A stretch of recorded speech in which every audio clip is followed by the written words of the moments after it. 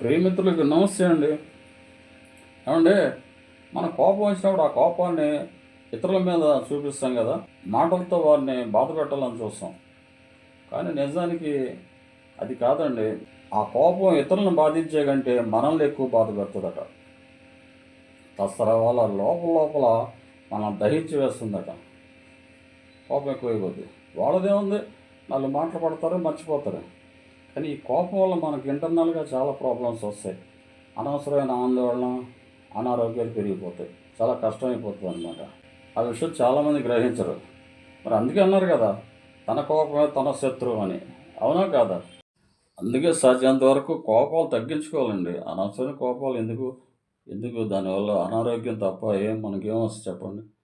సాధ్యంత వరకు కోపం మనిషికి కోపం సహజమే కదా, కానీ సాధ్యంత వరకు తగ్గించుకుందాం. అది నేను చివరాఖరిగా చెప్పేది.